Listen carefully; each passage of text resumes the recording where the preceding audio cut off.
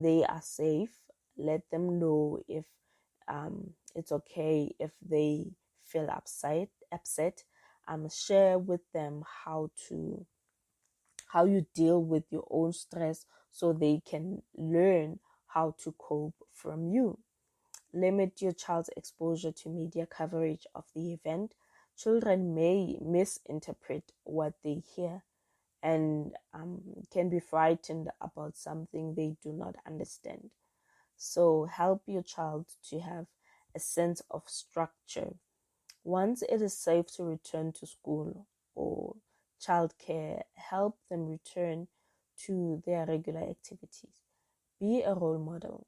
Take breaks, get plenty of sleep, exercise, and eat well. Connect with your family and friends, and rely on your social support system. So I think another advice I would give, there's a comic book for kids about coronavirus. If you are helping young kids understand coronavirus, it can be hard to know how to provide the right amount of direct, relevant information. Kids are probably hearing all sorts of things from friends and adults that they don't fully understand. In the absence of information, kids will do what they do best: make up stories to fill in the blanks. And sometimes those stories are far scarier than the reality. This can be especially true for kids who have lost their loved ones to an illness in the past. So find exciting books. I know there are books that they were written about coronavirus. There's this one, Cory and the Universe, I think. It's a good book. You should get that. It's a very interesting book. I remember I did buy that book, and I don't know where it is now because I've put all the books in a box, because I run a book club, by the way. So because the book club was now online, we couldn't use books, but we could use educational apps to read our stories and do our work. So yeah, it's a really good an exciting book, Cory the Universe. Cory the Universe, or Cory and the Universe, something like that. But Google that and you will find it. So, minding your health. Infectious disease pandemics like the COVID-19 can be worrying. This can affect your mental health. But there are many things you can do to mind your mental health during times like these. How it may affect your mental health. So you might be asking yourself that. How does COVID-19 affect my health, my mental health? So COVID-19 pandemic is a challenging event. Some people might find it more worrying than others. Medical, scientific, and public health experts are working hard to contain the virus. Try to remember this when you feel worried. It has affected all our lives in some ways, but in time it will pass.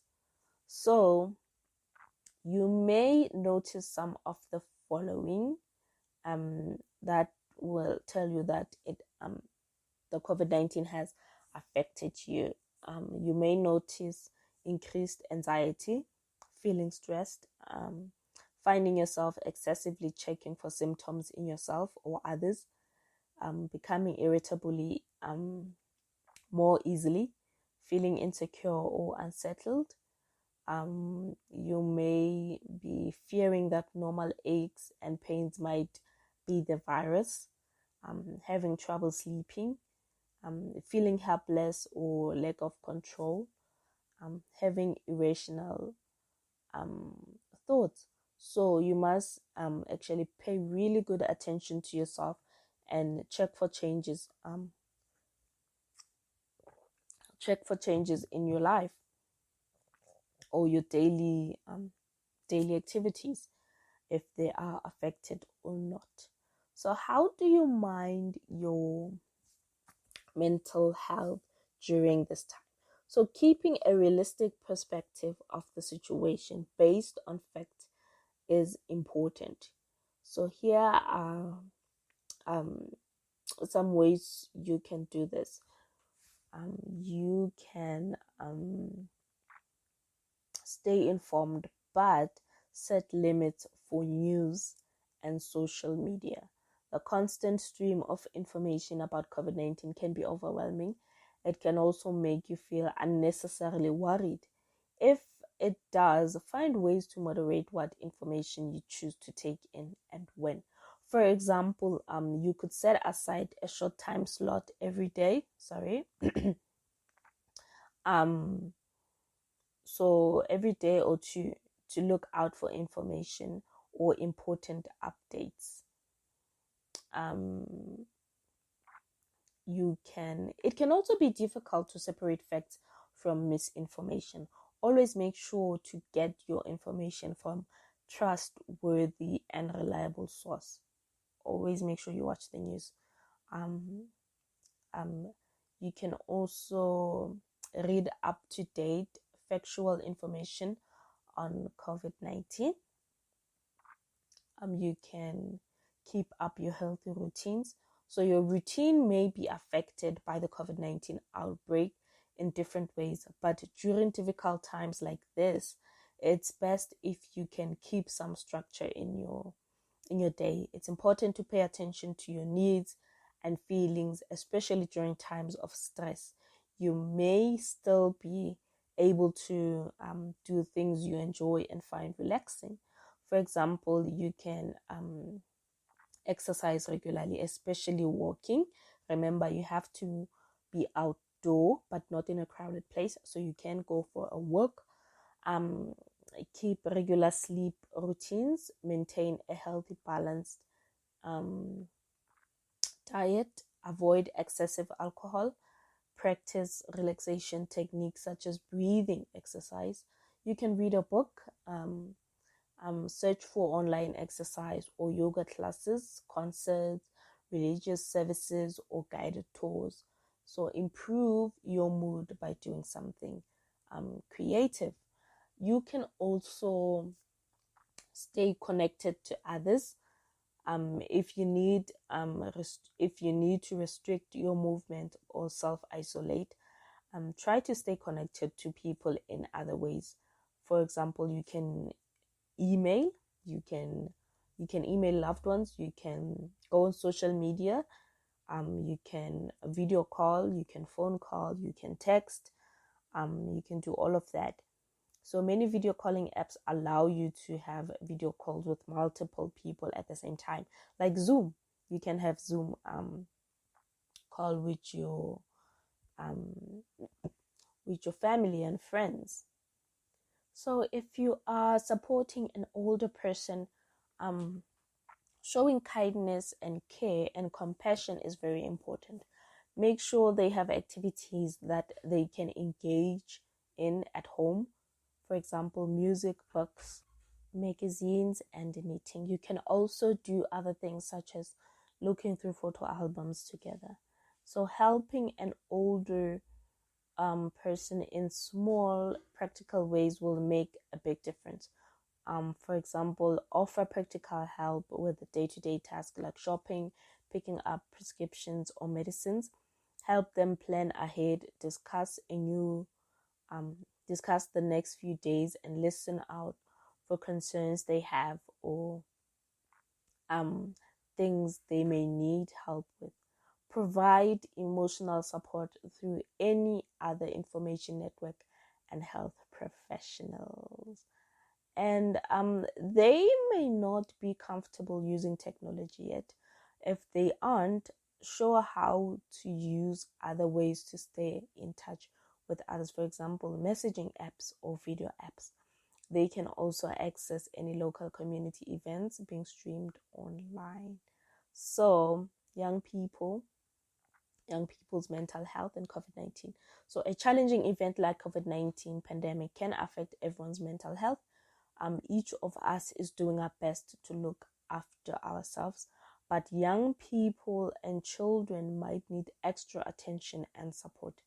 For some people, there is a sense of a new normal and of getting used to these temporary circumstances. As the situation evolves, anxiety levels may change. Others will find it an increasingly difficult and anxious time. But for most, there will be ups and downs on a daily basis. So I mentioned that COVID-19 can also cause death.